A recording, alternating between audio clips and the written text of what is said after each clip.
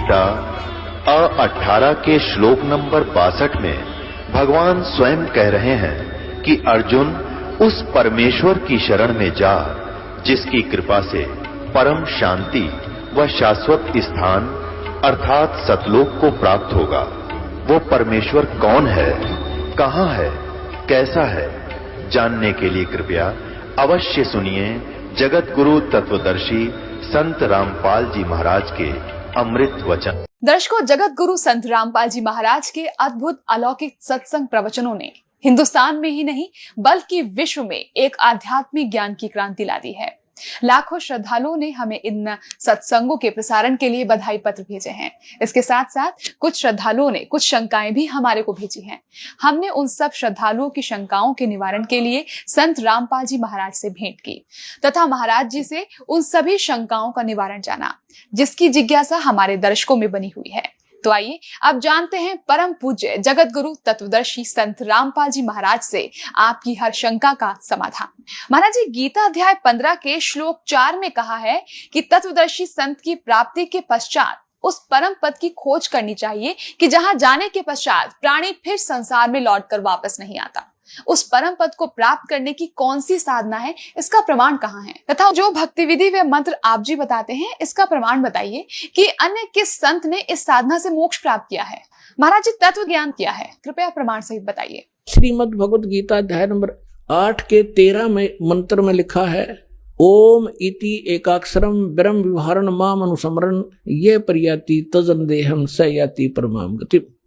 मुझ ब्रह्म का केवल एक ओम मंत्र है और जो इसकी अंतिम सांस तक इस ओम नाम का सिमरण करता हुआ जाता है तो ओम नाम से मिलने वाली जो परम गति वो प्राप्त हो जाती है।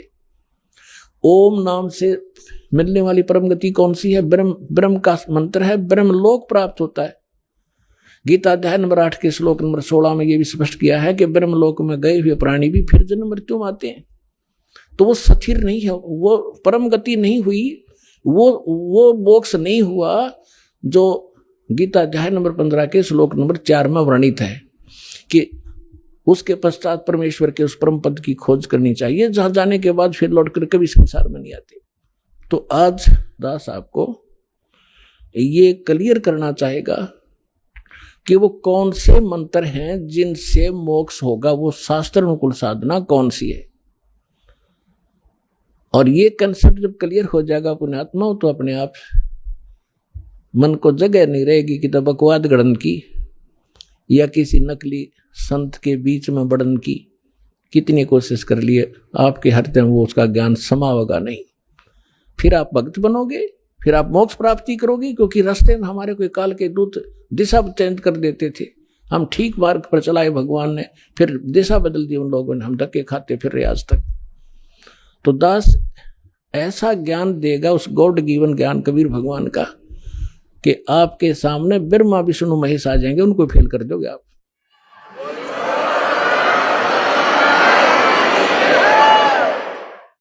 तो सबसे पहले आपको दिखाते हैं कि हमारे पवित्र सदग्रंथ जिनको हम शिरोधार्य मानते थे वो कौन सा मंत्र बताते थे और हमारे नकली धर्मगुरु हमें कौन से मंत्र रटवाते थे।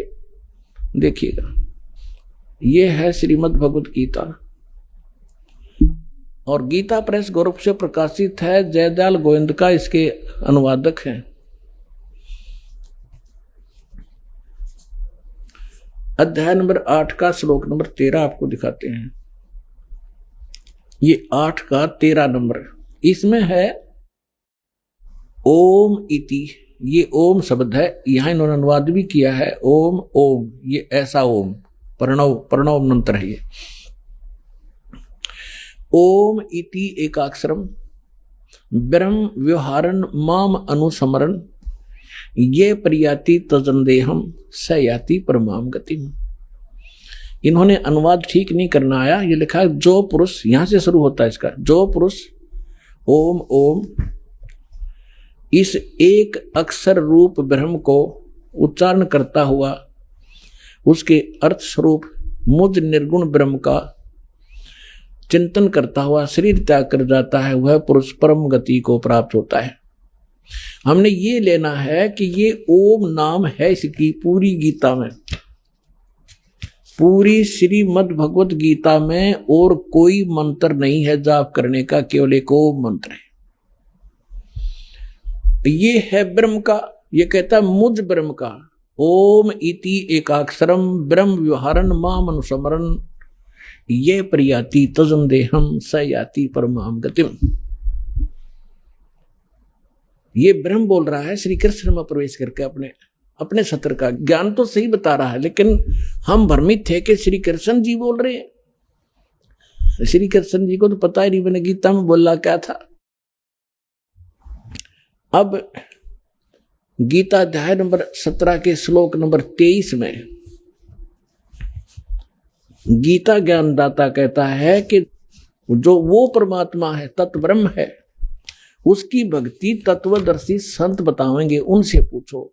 और उसका संकेत दिया है ओनली, देखिएगा गीता अध्याय नंबर 17 का और ये श्लोक नंबर हम यहाँ आएंगे 23 पे। इसमें लिखा कि ओम तत्सत इति निर्देश ब्रह्मण तिर्विध समर्थ ब्राह्मणा तेन वेदा च यगा च विहिता पुरा। ये खुद का अनुवाद करते हैं ओम ओम तत् तत् सत सत। ऐसे यह 3 प्रकार का सच्चिदानंद घन ब्रह्म, ब्रह्मण सच्चिदानंद घन ब्रह्म अर्थात परम अक्षर ब्रह्म का नाम कहा है। ये है परम अक्षर ब्रह्म का नाम, और वो है केवल वो ओम मंत्र, वो है केवल ब्रह्म का मंत्र। अब जो दास आपको सिद्ध करना चाहता है कि ये गीता ज्ञान दाता ब्रह्म है और ब्रह्म का मंत्र है ओम, और ये ब्रह्मा विष्णु महेश का पिता है, और ओम नाम आज तक ये ऋषि महर्षि और दुर्गा इस ओम तक के मंत्र को ही महत्व देते रहे। इनको वो ओम तत्सत मंत्र का ज्ञान नहीं था जिसे मोक्ष होना है। अब ये तो आपको दिखाया श्रीमद् भगवत गीता में। इससे आपको साथ साथ ये भी क्लियर होगा कि दास जो कह रहा है कि वही वेदों वाला ज्ञान श्रीमद् भगवत गीता में है, लेकिन इनमें इनकम्प्लीट नॉलेज है, कंप्लीट नहीं है, लेकिन गलत नहीं है। और जो पुराण हैं, उपनिषद हैं, वो ज्ञान यदि इन दोनों शास्त्रों से मेल नहीं खाता है तो वो नकली है, झूठा है, वो शास्त्र विरुद्ध ज्ञान है। जैसे राधे राधे श्याम मिला दे, हरे कृष्ण हरे राम, ओम नमः शिवाय, ओम भगवते वासुदेव नमः, हरेम एम नमः, हरेम रम, इस तरह की जो ना ऊट पटांग से जो मंत्र इन्होंने जाप करने के लिए हमें दे रखे हैं, ये शास्त्र विरुद्ध है। ये मंत्र नहीं है मोक्ष के। ये मंत्र जो दास आपको बता रहा है, जैसे आपको प्रथम मंत्र दिया जाता है जिसमें सभी कमलों में बैठे ये प्रधान, क्योंकि हम इस शरीर में आके फंस गए और ये ब्रह्मांड समझो, एक पिंड समझो, एक अंड समझो, ये एक ही है। और हम इसे जब निकलेंगे, जब हम यहाँ के प्रधानों से जो हम सुविधाएं प्राप्त कर रहे हैं और हम ऋणी हो गए हैं, कर्जवान हो गए हैं, लोन हमारे पर गढ़ा हो गया कर्ज, तो हम इनसे बरी हो जाएंगे, तब हम चलेंगे। तो वो मंत्र भी उस सूक्ष्म वेद के अंदर, तत्व ज्ञान के अंदर वो मंत्र कंप्लीट लिखा हुआ है जो दास आपको देता है। उसके बाद फिर मंत्र है वो सतनाम। ये सतनाम मंत्र भी परमात्मा की वाणी में उस सूक्ष्म वेद में लिखा है, और जिन महापुरुषों ने परमात्मा पाया उन्होंने यही नाम जाप करा, लेकिन सार नाम की छींट भगवान ने लागण नहीं दी। और सार नाम दास भी आपको सार्वजनिक टीवी पर नहीं करेगा, और सतनाम तक आपको संकेत जरूर दूंगा ताकि आपको दृढ़ता आवे कि सचमुच ये है वो सतनाम जो आज तक ढोल पीटा करते, सतनाम सतनाम कराया करते, और इनको सतनाम का कख भी नहीं पता था। सतनाम है क्या चीज, जो ठेका ले रहे थे सतनाम का, खास कर ये राधा स्वामी पंथ वाले, इनको खुद नहीं मालूम सतनाम सतलोक है, सचखंड है के सांग है। यो तो पुण्यात्मा धीरे धीरे आपको पूरा कोर्स कराया जाएगा। नए बच्चे आते हैं, ये सामूहिक शिक्षा स्थल है। इसमें प्रथम कक्षा के बालक भी आते हैं, इसमें दूसरी कक्षा के भी हैं, इसमें 10वीं वाले भी हैं, इसमें PhD वाले भी हैं और MA B.Ed वाले, BSc वाले भी हैं। तो उन सबके सत्र का थोड़ा थोड़ा ज्ञान इसमें सामूहिक बताया जाता है। तो जिसके जो सत्र का होगा उसको उतना ही ग्रहण हो जाएगा। अब आपको दिखाते हैं यजुर्वेद अध्याय नंबर 40 के मंत्र नंबर 15 को। इसमें भी यही कहा है, देखिएगा। और इसके अनुवादक है महर्षि दयानंद, प्रकाशक है सार्वदेशिक कार्य प्रतिनिधि सभा 2/5 महर्षि दयानंद भवन, रामलीला मैदान, नई दिल्ली से। और ये यहां से छपा है, Prince Offset Printers 1510 Pataudi house, Daryaganj, Nai Delhi से। अब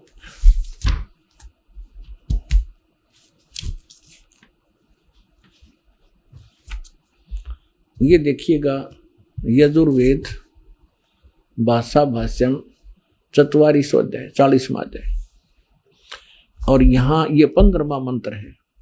इसमें क्या लिखा है कि वायु अनिलम अमृतम अथिदम भस्मांतम शरीरम ओम करतो समर किलबे समर करतुम समर। कितना सिंपल मंत्र है। और इस अनुवाद करता नाड़ी ने महर्षि दयानंद ने अड़ंगा कर रखा है। क्या लिखा है? करतो माने हे कर्म करने वाले जीव तू शरीर छूटते समय। अब ये ओम मंत्र है ना, ओम, इसको क्योंकि इनका अनुवाद कर रहा है ये करतो, ये ओम ब्रैकेट में ले लिया।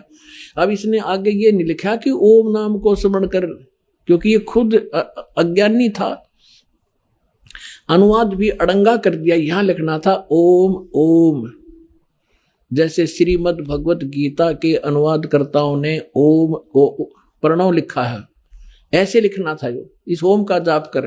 और इसने क्या कर दिया देखिए, बालक भी समझ ले इसको।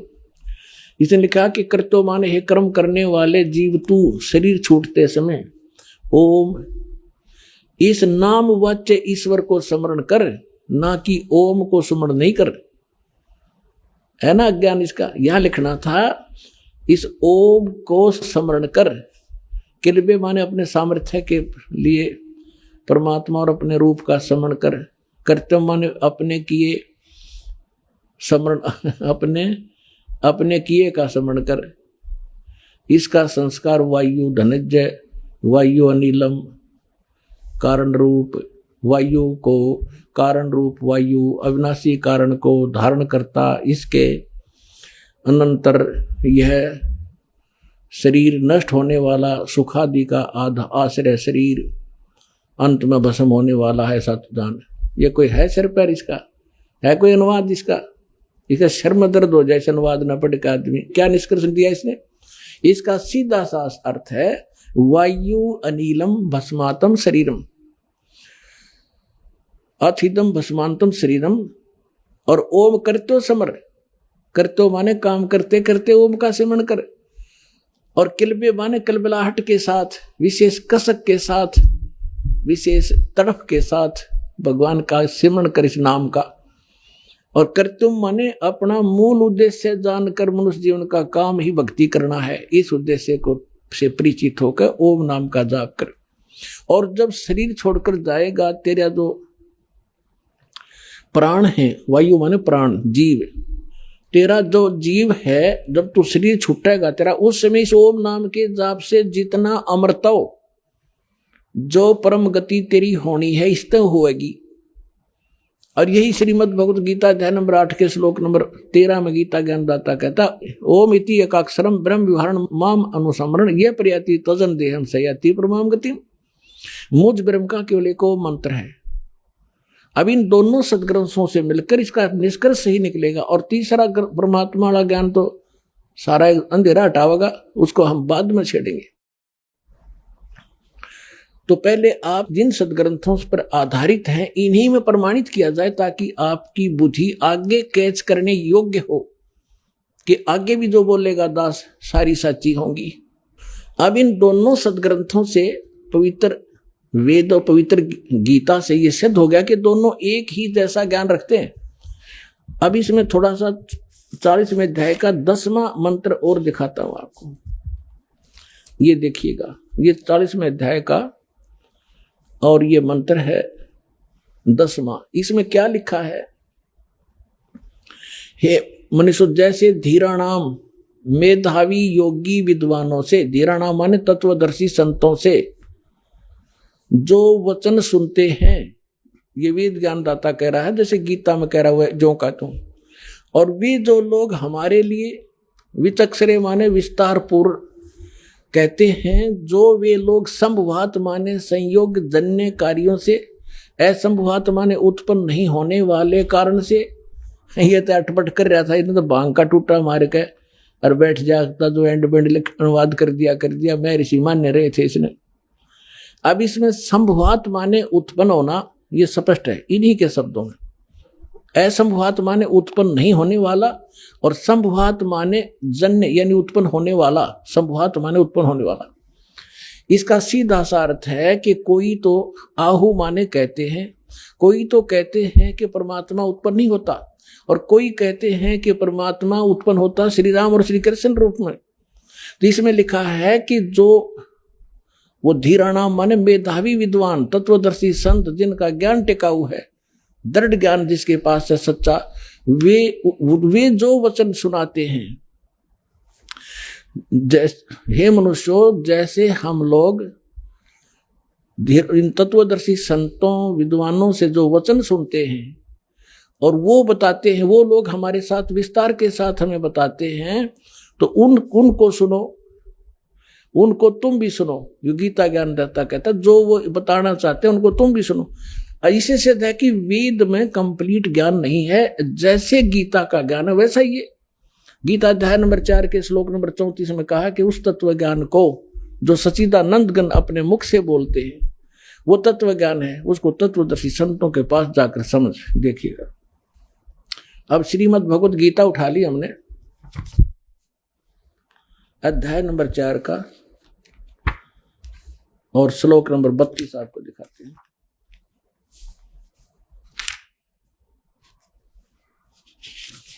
ये देखिएगा, गीता अध्याय नंबर 4 का ये श्लोक नंबर 32 है। इसमें इन्होंने यहां गड़बड़ कर दी। इसमें एक ब्रह्मणे शब्द है, ब्रह्मणे मुखे।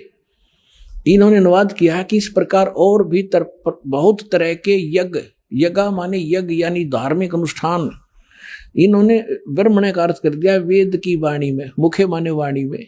यहां लिखना था सच्चिदानंद घन ब्रह्म परम अक्षर ब्रह्म ने जो अपने मुख कमल से बोली वाणी उसमें। अब ये ब्रह्म जहां ये विचलित हो गए वहां अनर्थ कर डाले इन्होंने, ब्रह्मणे का अर्थ यहां वेद लिख दिया। और यहां देखना 17वें अध्याय का भी आपने पढ़ा था, 17वें अध्याय का जो 23वें श्लोक में ये ब्रह्मणे शब्द है, यहां विचलित नहीं हुए। ये 17वें अध्याय का गीता श्रीमद् भगवत गीता का ये 23वां श्लोक है। इसमें है ओम तत्सत निर्देश है ब्रह्मणे, ये ब्रह्मणे शब्द है, उसमें भी है त्रिविध समर्थ है। इसमें इन्होंने सही किया कि ओम ओम तत् सत सत, ऐसे ये 3 प्रकार का ब्रह्मणे माने सच्चिदानंद घन ब्रह्म यानी परम अक्षर ब्रह्म का नाम कहा है। ये परम अक्षर ब्रह्म सच्चिदानंद घन ब्रह्म यानी ब्रह्म से अन्य कोई ब्रह्म है। तो यहां इन्होंने ब्रह्मणे का अर्थ वेद की वाणी कर दिया। अब चौथे अध्याय का 32 में फिर आगे यहां लिखा है कि इस प्रकार और भी बहुत तरह के यज्ञ माने धार्मिक अनुष्ठान, सच्चिदानंद घन ब्रह्म की वाणी, मुखे माने उसने अपने मुख कमल से बोली उस वाणी में विस्तार से कहे गए हैं। उन सब को तू कर्म जान, यानी काम करते करते हठ योग से नहीं। जैसे अभी आपने यजुर्वेद अध्याय नंबर 40 के मंत्र 15 में पढ़ा, ओम कर्तु समर किलबे समर और कर्तुम समर। सूक्ष्म वेद में लिखा है नाम बैठत नाम उठत नाम सोवत जागवे, नाम खाते नाम पीते नाम सेती लागवे। यानी काम करते करते सिमरण कर, चलते फिरते सिमरण कर, भगवान को भूलना मत। जब भी समय मिले उसी समय उसको याद कर। गीता अध्याय नंबर 8 के श्लोक नंबर 5 और 7 में गीता ज्ञानदाता भी कहता है कि अर्जुन यदि मेरी भक्ति करनी है तो युद्ध भी कर और मेरा सिमरण भी कर। यानी युद्ध से कठिन काम नहीं होता, उसमें भी सिमरण करना। और ये हठ योग और जंगल में जा बैठना, खड़े होकर तब करना, ये कहां से लाए? ये शास्त्र विरुद्ध साधना थी।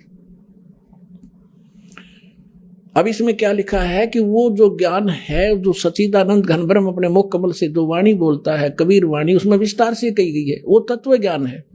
अब चौथे अध्याय के 34वें श्लोक में देखो। अब 34वें श्लोक में क्या कहा है कि जो ज्ञान, उस ज्ञान को जो सच्चिदानंद घन ब्रह्म अपने मुख से बोलते हैं, उस वाणी को, उस तत्व ज्ञान को, उस ज्ञान को तू तत्वदर्शी ज्ञानियों के पास जाकर समझ। यानी गीता में ज्ञान नहीं है वो, और उनको भली भांति दंडोत प्रणाम करने से, उनकी सेवा करने से, कपट छोड़कर सरलता पूर्वक प्रश्न करने से वे परमात्म तत्व को भली भांति जानने वाले, यानी गीता ज्ञानदाता सैन्य कोई परमात्म तत्व है। परमात्म तत्व को भली भांति जानने वाले तत्वदर्शी संत, यानी तत्वदर्शी संत, तत्वदर्शी न, वो ज्ञानी महात्मा तुझे तत्व ज्ञान का उपदेश करेंगे। इति सिद्धम के गीता के अंदर वो तत्व ज्ञान नहीं है। और ये ओम नाम ब्रह्म का है। ओम के जाप से क्या उपलब्धि होती है, कौन सी परम गति होती है? अभी इसके साथ साथ ये भी निष्कर्ष निकालेंगे कि ब्रह्मा विष्णु महेश ये भगवान नहीं है, ये ईश नहीं है। हमारे सदग्रंथों में लिखा, देखिएगा, ये शिव महापुराण, इसमें संस्कृत भी साथ है। प्रथम भाग ये कहां से छपा है? श्री शिव महापुराण, विद्यावृद्धि पंडित ज्वाला प्रसाद जी मिश्रकृत, हिंदी टीका सहित, खेमरा श्री कृष्णदास प्रकाशन, मुंबई। अब आपको थोड़ा वर्बली समझाता हूं कि एक बार श्री ब्रह्मा जी विष्णु जी के पास चले गए और इन ऋषि महर्षियों ने जो साधनाएं की, हठ योग किए, समाधिष्ठ हुए, ये काल भगवान जो इन ब्रह्मा विष्णु महेश का पिता है, इसने प्रतिज्ञा कर रखी है कि मैं अपने ओरिजिनल काल रूप में कभी किसी के समक्ष नहीं आऊंगा।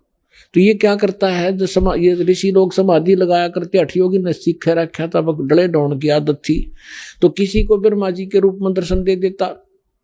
जो ब्रह्मा जी को ये आम ऋषि अपने पास ही देखा करते थे साकार में, किसी को विष्णु जी के रूप में दर्शन दे देता, किसी को शिव जी के रूप में, अपने पुत्रों के रूप में। तो जो साधक था वो ये कहने लग जाते, भाई ये ब्रह्मा जी खुद भगवान है, ये अपने को छुपाए बैठे हैं। इस बात से ब्रह्मा जी फूल गए, मैं प्रजापिता हूं।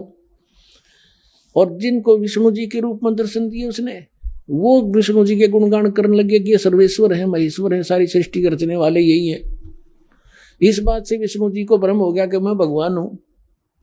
और इसी तरह शंकर भगवान की सती थी, जानो। अब एक दिन ब्रह्मा जी चले गए विष्णु जी के पास। विष्णु जी अपने सारे नौकर नाकरों के पास आराम से लेटा था। यहां तो मान बढ़ाई भी तो बहुत बुरी है ना। और ब्रह्मा जी आए, जब ये खड़े नहीं हुए और न ही सत्कार किया, अक्कदे मेरी बेइज्जती हो जाए, विष्णु जी ने सोची। तो ब्रह्मा जी ने कहा कि मैं तेरा बाप आया हूं और तू मुझे देखकर आकड़ पाड़ा है। विष्णु जी बोला कि मैं तेरा बाप हूं, तो मेरी नाभि कमल से उत्पन्न हुआ है।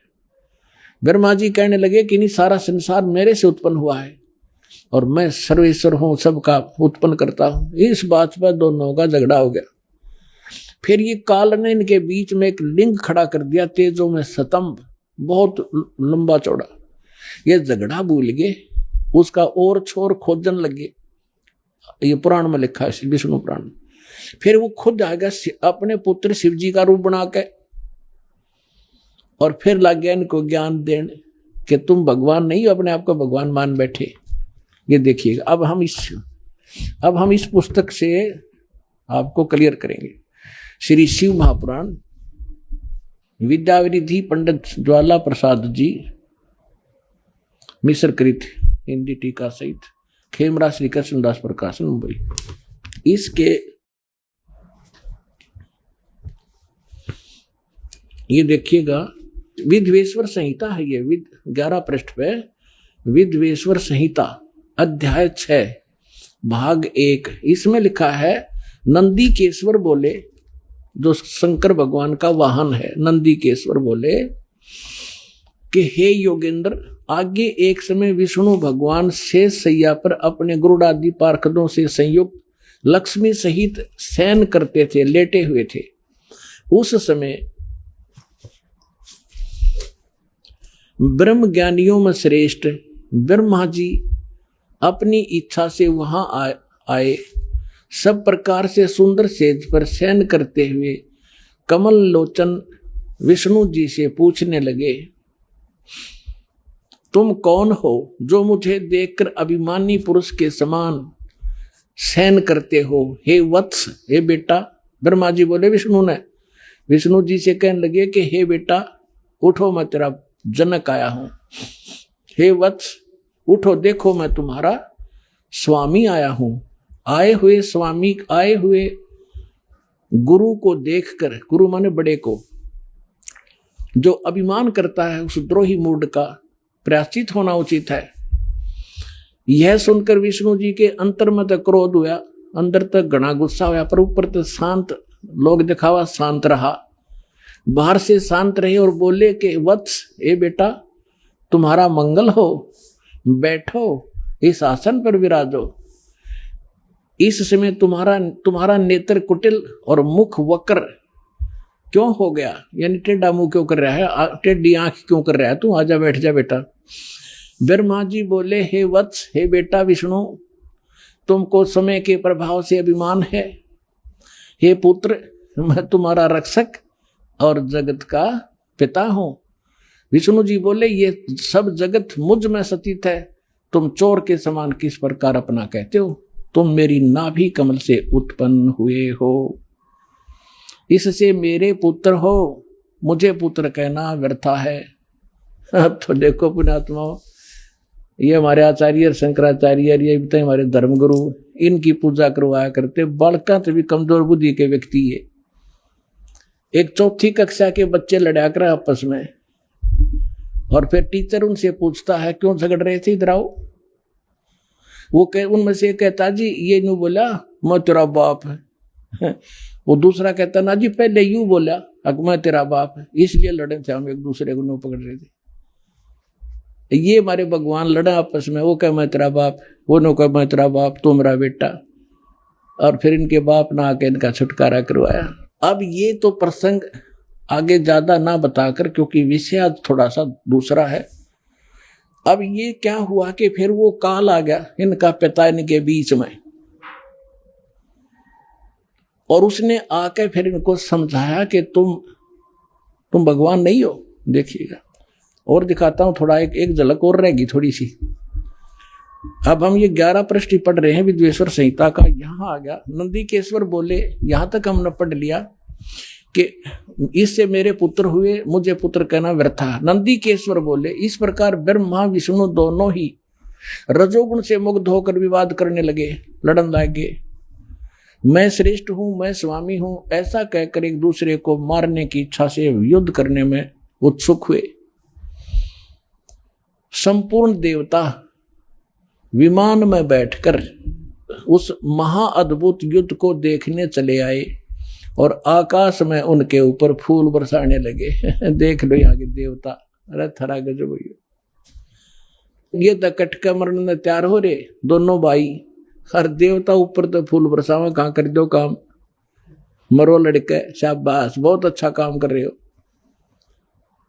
ये थे हमारे जो, हम जिनको ईष्ट और जिन ग्रंथों को हम सत्य मानकर पढ़ा करते, इसमें खाक ज्ञान है। दो भाई लड़ रहे हों तो भला पुरुष बीच में बढ़ा कर बचाव करा कर ना भाई नाश हो जाएगा, झगड़ा नहीं करा करते। अरे देवता फूल बरसावे, खूब सारा युद्ध बढ़िया लड़ो, मरो कटकर, देखो कौन सा तगड़ा है। अब फिर जब ये खुद आ गया, उनके बीच में खड़ा हो गया, स्तंभ खड़ा कर दिया, रविश अपने पुत्र शिवजी के रूप में खड़ा हुआ है काल। अब फिर ये क्या बताती है, देखिएगा 17 पृष्ठ पे विद्वेश्वर संहिता। अब 17 पृष्ठ पर आ गए हम। विद्वेश्वर संहिता भाग 1 अध्याय 9, वो 5 था। इसमें फिर यहीं से शुरू होता है कि नंदीकेश्वर फिर आगे बता रहे हैं। नंदीकेश्वर बोले, इस प्रकार भगवान ने उन नम्र हुए ब्रह्मा और विष्णु पर अनुग्रह करके क्या बताया, उनसे आगे फिर जो सारी सेना से उठाए, आगे क्या बताया कि उस सब को अपनी शक्ति से जीवित करा। यहां लिखा है, और उन दोनों की अज्ञानता, ब्रह्मा विष्णु महेश की अज्ञानता और वैर को दूर करने के अर्थ, यानी दूर करने के अर्थ उन दोनों से कहा, ब्रह्मा और विष्णु से कहा। उस काल ने वो भगवान जो आया था उसने क्या बताया कि मेरे सकल और निष्कल भेद से 2 रूप हैं, परंतु और ईश्वर नहीं। इस कारण से उनके 2 रूप नहीं हो सकते। पहला सतम रूप जो पिलर खड़ा कराया था, पीछे मूर्तिमान जो विष्णु के शिव के रूप में खड़ा हुआ, वो रूप धारण किया। तो इससे ब्रह्म रूप निष्फल नहीं, निष्कल है, वो निराकार है। और ईश्वर रूप सगुण, मैं शंकर रूप में तो सगुण हूं, और वो सतम खड़ा कर दिया था, वो निष्कल था। अब क्या कहता, ये दोनों रूप सिद्ध हैं, दूसरे किसी के नहीं हो सकते। इस कारण से तुम दोनों को अथवा दूसरों को ईश्वरत्व की प्राप्ति नहीं हो सकती। तुमने जो अज्ञानता से अपने को ईश माना, अपने आप को भगवान मान लिया, मैं भगवान हूं, यह बड़ा ही अद्भुत हुआ। उसे दूर करने को ही मैं रण स्थान में आया। अब तुम अपना अभिमान त्याग कर मुझ ईश्वर में अपनी बुद्धि लगाओ। मेरे प्रसाद से लोक में सब अर्थ प्रकाश करते हैं। एक तो यह सिद्ध हो गया कि ब्रह्मा विष्णु और शिव जी ये भगवान नहीं है। या अब तक तो ब्रह्मा और विष्णु के बारे में इसने कहा है कि तुम ईश नहीं हो, तुम भगवान नहीं हो। तुमने अपने आप को गलती से अपने आप को भगवान मान लिया। आगे देखो, मैं ही परब्रह्म हूं और मेरा ही अकल और अकल रूप है। ब्रह्म होने से मैं ईश्वर हूं। अनुग्रह आदि का मेरा कर्तव्य है। यहां फिर बताया है, और जगत के वर्धक होने से मैं ब्रह्मा हूं। हे ब्रह्म केशव, समतव और व्यापक होने से मैं आत्मा हूं। मैं इस सब का ईश हूं, मैं सब का ईश हूं, ये सब मेरा है और तुम भगवान नहीं हो। तुमने जो अज्ञानता से अपने को ईश माना, ये बड़ा ही अद्भुत हुआ। इसके दूर करने के अर्थ करने को ही मैं रण स्थान में आया। अब यहां कह रहा है कि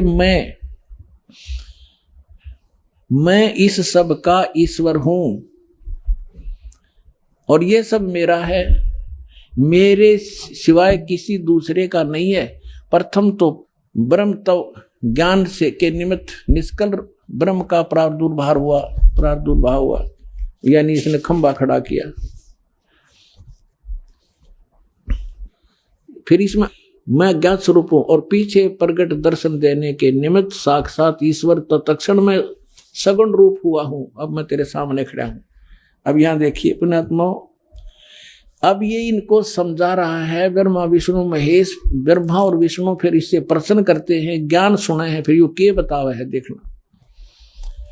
ये क्या कहता है ब्रह्मा और विष्णु को, हे पुत्रो, यह कृत आपने तप से प्राप्त किए हैं। ब्रह्मा और विष्णु ने जो कृत यानी जो पोस्ट प्राप्त की है, ब्रह्मा की पदवी, विष्णु शिव की पदवी, तुमने तपस्या करी और फिर मैंने खुश हो गया, तुम्हें ब्रह्मा के पद पर बना बिठा दिया, इसको विष्णु पद बना दे दिया।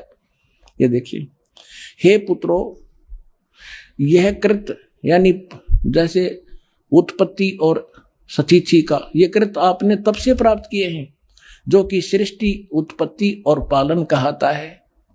सो मैंने प्रसन्न होकर तुम्हें दिए हैं। इसी प्रकार दूसरे 2 कृत रुद्र और महेश्वर को प्रदान किए हैं। अब 2 तो ये ब्रह्मा विष्णु महेश, ब्रह्मा और विष्णु हो गए 2 पुत्र, और 2 ये बता दिए रुद्र और महेश, इनको भी कहते, ये भी 4 हो गए। और बोलनी आयु 5वां है। अब दास ये सिद्ध करना चाहता था कि ये जो ब्रह्मा विष्णु महेश का जो पिता है ये कहता है तुम भगवान नहीं हो, मैं भगवान हूं। और सूक्ष्म वेद में ये कहा है, ये मुल्ला माया मग में बैठी हंसा चुन चुन खाई, ये ज्योत स्वरूपी कहे निरंजन में ही करता भाई, एक न करता दो ना करता नौ ठहराए भाई, दसवां भी धुंधर में मिल जा सत कबीर दुहाई। अब क्या बताया है कि ये तो कह रहा तुम भगवान नहीं हो, मैं करता हूं। और सूक्ष्म वेद में कहा है कि निरंजन निश्चय भया, उसको करता मत जान, वो मालिक नहीं है। लेकिन इन में यू अपने आप को ये भगवान सिद्ध करा और कह रहा कि तुम भगवान नहीं हो। हम तो इस ब्रह्म नबी छोड़ विष्णु और शंकर को भगवान मान रहे थे, और ये इनको रिजेक्ट करा। हमारे पुराण ही बता रहे हैं कि ये भगवान नहीं है। अब जो प्रश्न इसमें हम सिद्ध करना चाहो दास, क्योंकि आज का जो विषय है कि वो साधना कौन सी है जिससे मोक्ष होगा, और किस किस ने प्राप्त हुआ, और कहां प्रमाण है, इतनी सी बात है। फिर सारा सुलझ जाएगी कहानी। तो अब जो दास सिद्ध कर रहा है कि हमारे आज तक के जितने एथेंटिक सदग्रंथ है, और उन्हीं में से कुछ अंश इन्होंने अपना अनुभव पुराणों में लिखा है, तो पुराण भी साथ लेंगे हम कि उन पुराणों में भी हमारे सदग्रंथों का विवरण है और उसमें भी वर्णित है, तो उसे भी सहयोग मिलेगा अपने को। इसमें क्या सहयोग मिला कि एक तो ब्रह्मा विष्णु महेश भगवान नहीं, इनका पिता इनसे पांचवा न्यारा है, और ये परमात्मा नहीं है, ये भगवान नहीं है, ये मालिक नहीं है। फिर ये ओम मंत्र है किसका, ये देखिएगा। यहां अब हम आगे 19 पृष्ठ पे विद्वेश्वर संहिता शिव महापुराण और विद्वेश्वर संहिता भाग 1 अध्याय 10 में आगे हम यहां से शुरू करते हैं। इस कारण उस ज्ञान की सिद्धि के निमित्त ओंकार नामक मंत्र जप करो। ब्रह्मा विष्णु महेश को कह रहा है कि तुम ये ओम नाम का जाप करो, यह अभिमान दूर करने वाला है, और सोई निज मंत्र उपदेश करते हैं। यह ओंकार मेरे मुख से उत्पन्न होने से, ये काल कह रहा है ब्रह्म, मेरे मुख से उत्पन्न होने से मेरे ही स्वरूप का बोधक है, रूप का बोधक है, और ये महामंगल करने वाला है। यह वाचक है, मैं वाच्य हूं। यह मंत्र मेरा आत्मा है, इसके स्मरण से मेरा स्मरण होता है। ब्रह्मा विष्णु महेश का पिता है ये ब्रह्म, मेरा स्मरण होता है ओम। ओम का उत्तर की ओर के मुख से अकार उत्पन्न हुआ, पश्चिम के मुख से उकार, दक्षिण के मुख से मकार, और पूर्व के मुख से बिंदु, और मध्य के मुख से नाद उत्पन्न हुआ। इस प्रकार 5 प्रकार से यह निर्गत हुआ, वह सब एक होकर ओम ऐसा एक अक्षर हो जाता है। अब हम आते हैं श्रीमद् भगवद गीता अध्याय नंबर 8 के श्लोक नंबर 13 पे। उसमें लिखा कि ओम इति एकाक्षरम ब्रह्म व्यवहारण माम अनुसमरण ये परियाति तजन देहम सयाति परमाम गतिम। मुझ ब्रह्म का एक केवल ओम अक्षर है, इति नथिंग एल्स ओनली, और अंतिम सांस तक सिमरण करता शरीर छोड़कर जाता, वो परम गति को प्राप्त होता। कौन सी? इस ओम से मिलने वाली परम गति। अब यहां सिद्ध हो गया कि खुद कहता है कि इन सब से मिलकर अकार उकार मकार बिंदु से मिलकर ये एक ओम अक्षर हो गया, सिद्ध हुआ। और ये गीता में लिखा कि ओम इति एक अक्षरम, ये ओम एक अक्षर माम ब्रह्म मुझ ब्रह्म का है। और ये खुद कहता है मेरा ये एक मंत्र है और मेरे ही बोधक है, मेरा ही जाप करने का है। और पुण्यात्माओं जो ये हमें मूर्ख बनाते हैं, ओम नमः शिवाय कहते ये 5 अक्षरों का बन गया। इसमें कहीं भी मूल संस्कृत में ये ओम नमः शिवाय इस पुराण में भी नहीं लिखा, और ना यहां अनुवादकर्ता ने अनुवाद किया है इस पुराण में।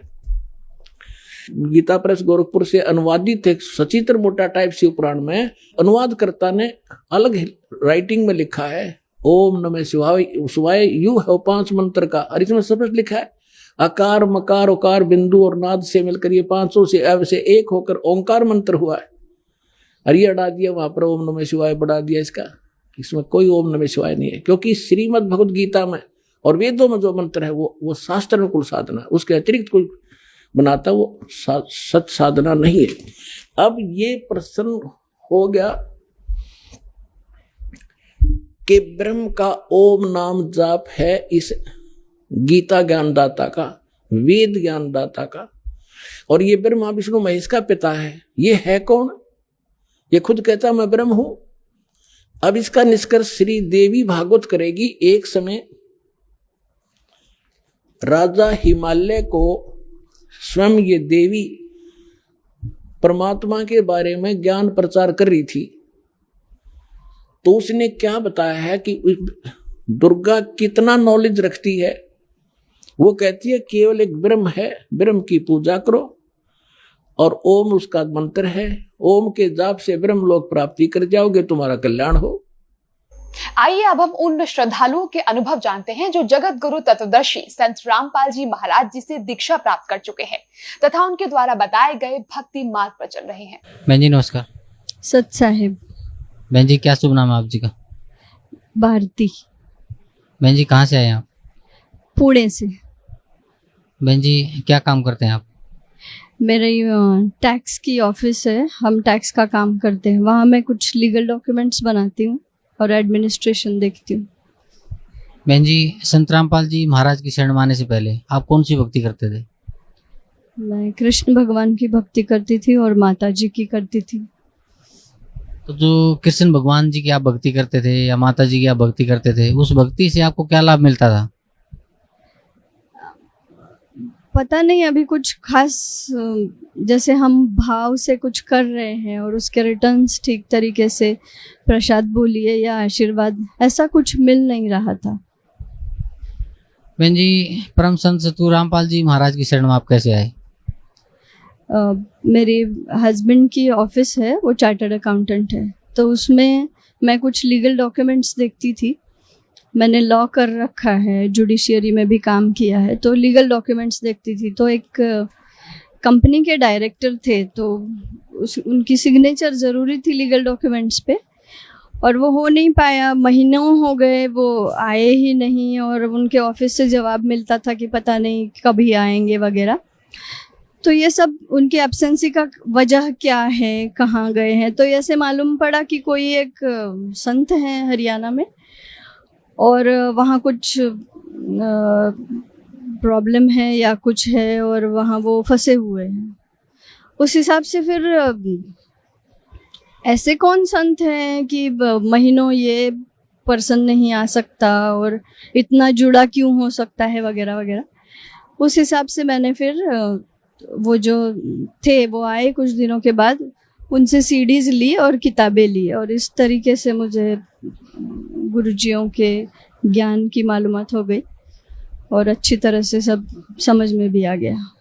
एक बात अच्छी तरह से, बहुत अच्छी तरह से समझ में आ गई कि अगर हम हिंदुओं के बारे में ही बात करें तो जैसे गीता जी है या फिर अपने पुराण हैं या कुल में या खानदान में जो कहा जाता है ना, हमारे यहाँ ये उपासना चलती है, वो उपासना चलती है, वो सारा करते हुए भी हम ठीक तरीके से नहीं कर रहे हैं। और इन सारे देवताओं की, कोई भी देवता हो, आपके कुल में किसी भी देवता की उपासना चल रही हो, उनसे लाभ प्राप्ति के लिए जो चले आ रहे हैं रीति रिवाज, वो सही तरीका उनकी उपासना का नहीं है।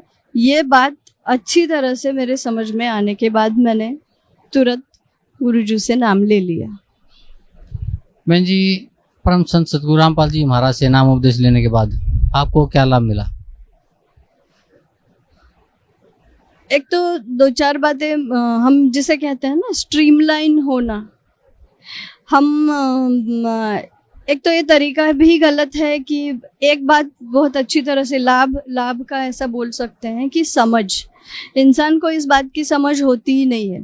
तो मुझे बेटा हो या मैं परीक्षा में पास हो जाऊं या मुझे नौकरी लग जाए या मुझे प्रॉपर्टी बन जाए, इन सारी चीज़ों के लिए हम किसी मंदिर में जाके कुछ मन्नत मांग ले, फिर चढ़ावा चढ़ा दे, तो ये सारा एक तो होता नहीं, हुआ तो भी वो टेम्पररी होता है और वो सही रास्ते की वजह न करने की वजह से हम डाइवर्ट हो जाते हैं।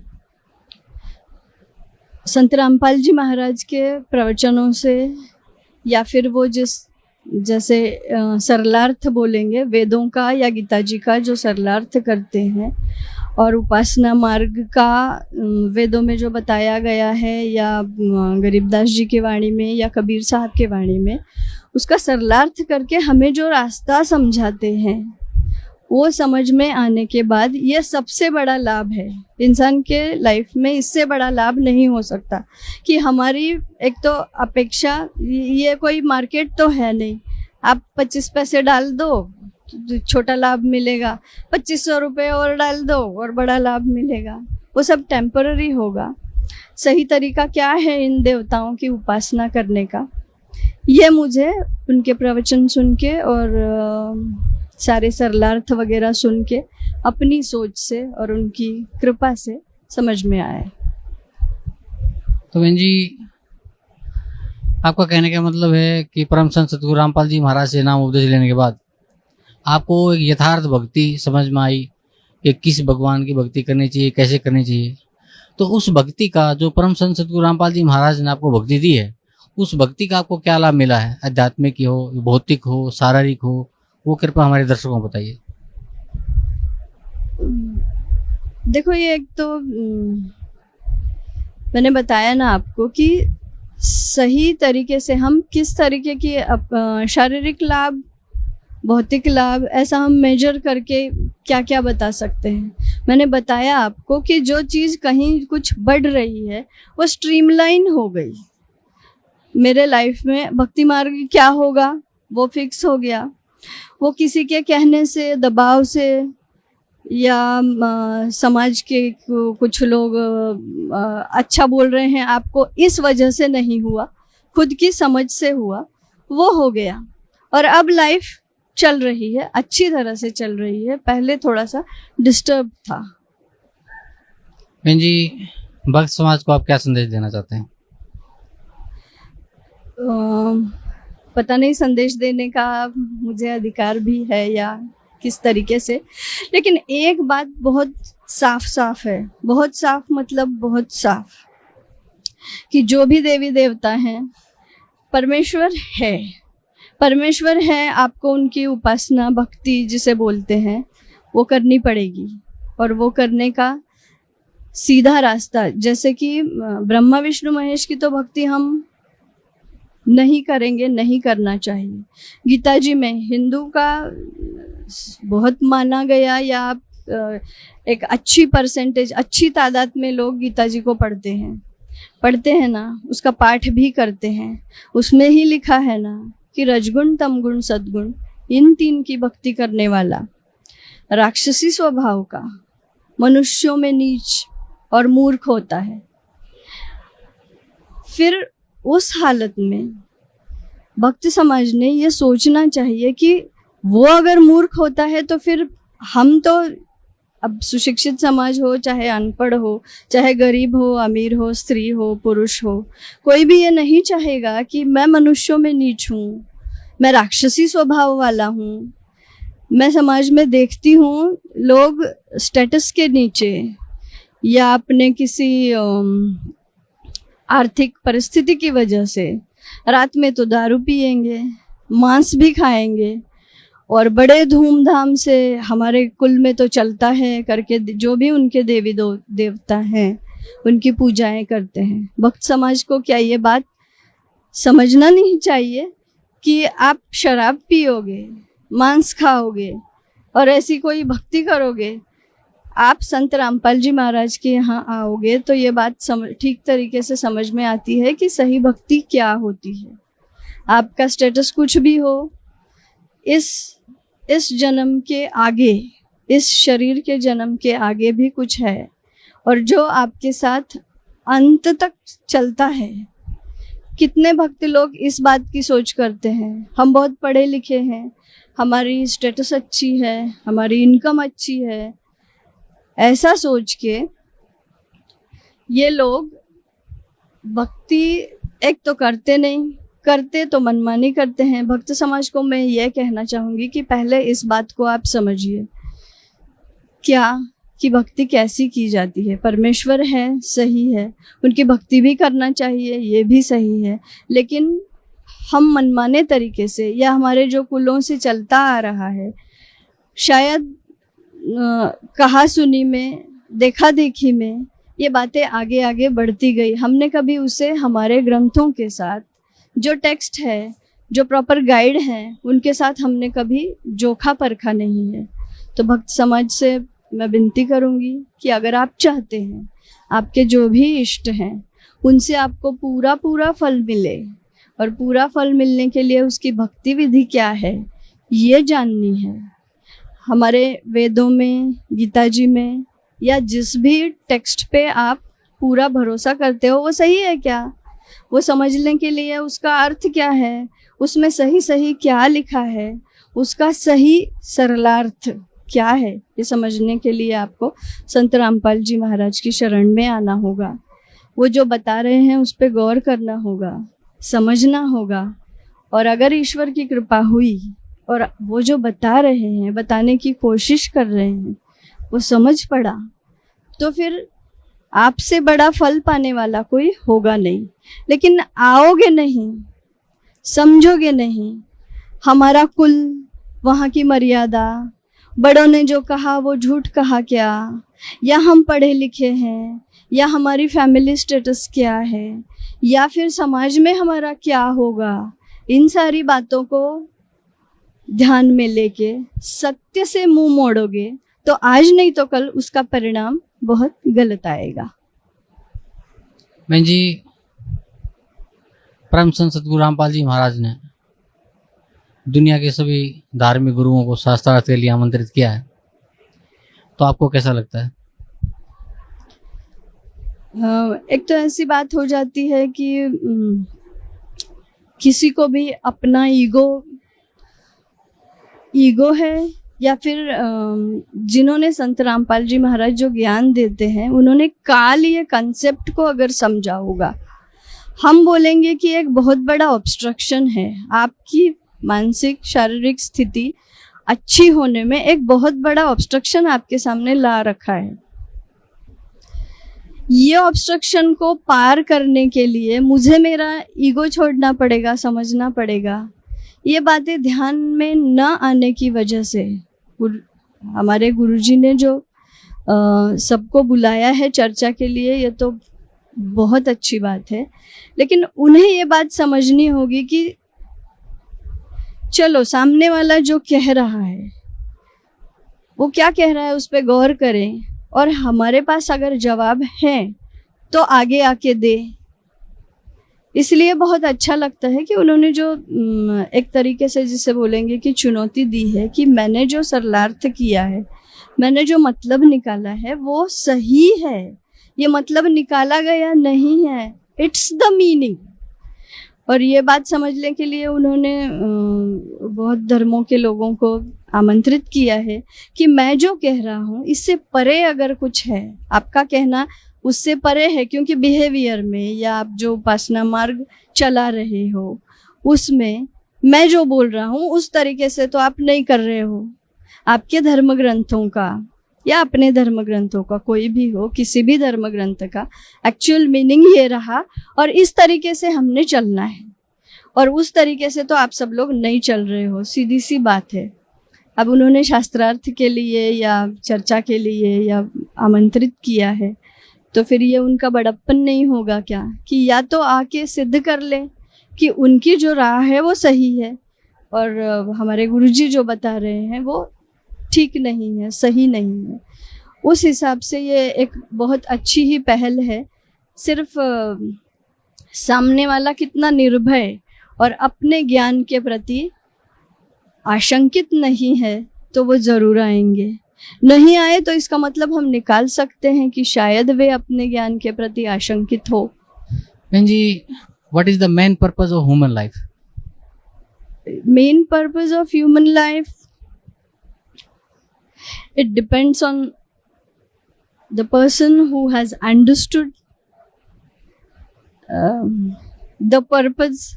For them it is. Some people we see, they are keeping wrong purposes. Rightly, what should they do in their life? They should seek the ultimate freedom. So we can say कि ultimate freedom is the main purpose of human life. Freedom of Atma. How it is possible to every man fulfill his purpose? Okay, to fulfill the purpose. To come to Barwala, listen whatever my Malik is telling, follow that, and then fulfill the purpose of your life. Anything you want to say about the true worship of Sant Rampal Ji Maharaj?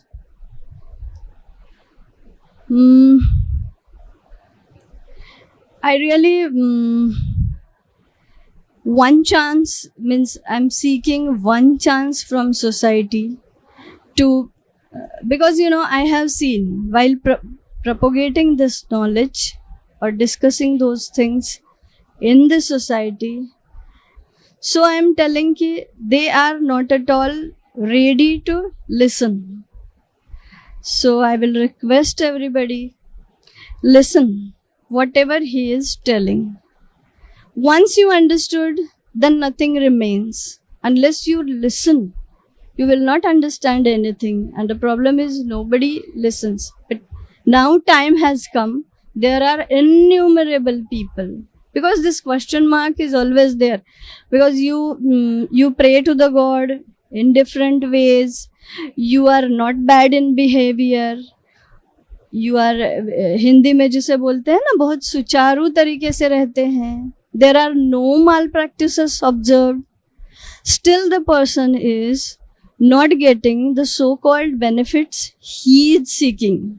The benefits sought are right or wrong is other issue, but whatever they are seeking, they are not getting. Why? Because the right way is not followed. So I will request everybody, just listen, just try to understand what he is telling. Then if you have really understood, you will not leave it back, you will follow it. And once you will follow it, when the right road sought or road you are following is correct, you will reach the goal. It's so simple and straight. One more thing I need to tell you, whenever you will go outside in the society, and those spiritual things, whenever you feel to listen or you feel to interpret or you feel to understand, the people who are making you understand are, I feel, we can see that are they really clear in their ideas? So they make you understand in such a difficult way, and my Guruji, my Malik, has explained those meaning of Vedas and Bhagavad Gita in such a simple way that even a layman, not much learned person, can easily understand what he is telling. So, but for that, what is to be done? You have to listen what he is telling. Thank you, madam. Thank you so much. Welcome.